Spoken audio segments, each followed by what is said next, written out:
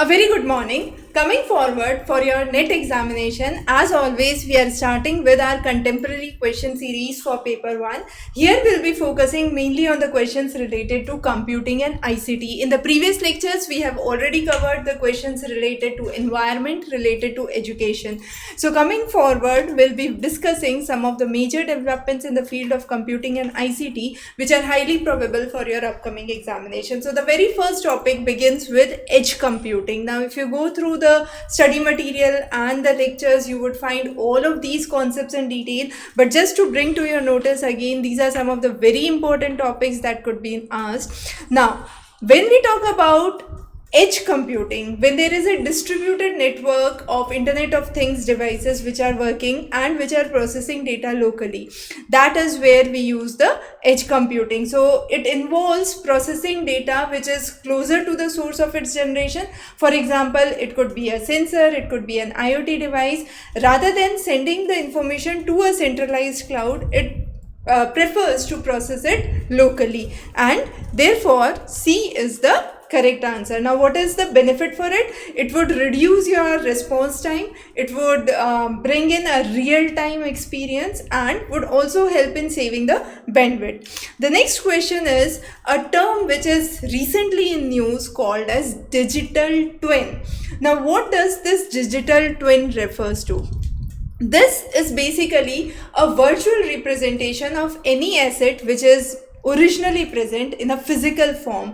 So it is a virtual, we could say it's a virtual model which would monitor or which will mimic the physical entity. So this would help in better analysis, monitoring and optimization rather than the real world counterpart which is located at a specific physical location. Since this is virtual, it could be used in a extended form, right? So here B becomes the correct answer.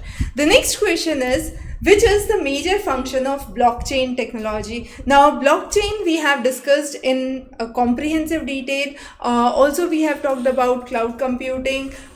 So all these topics are extremely important for your examination point of view. When it comes to blockchain technology, it helps us to have a decentralized record which is more transparent and which could be accessed, assessed at actually every level. So it's a kind of ledger, right? This ledger is in a digital format and it is distributed across many computers. So any input output changes would be recorded. Now, the decentralized and the cryptographic nature of this blockchain technology ensures that the data is more secure, it is more tamper proof, and is suitable for various applications, specifically what we call these days as cryptocurrency or bitcoins. When we talk about those concepts, blockchain technology is the one that comes to the forefront. So it helps in a decentralized record keeping.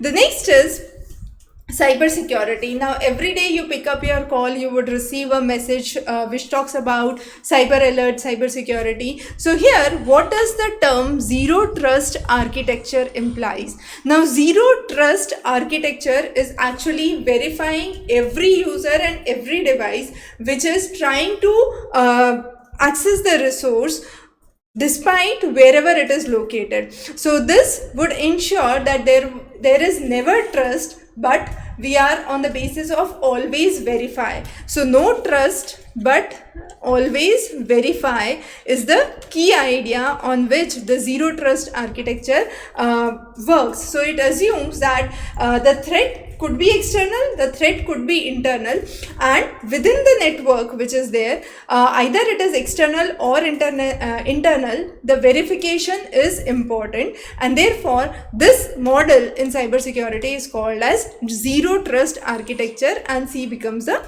right option here. The next question is IPv6 versus IPv4. Very, very important. We have discussed this in the study material comprehensively.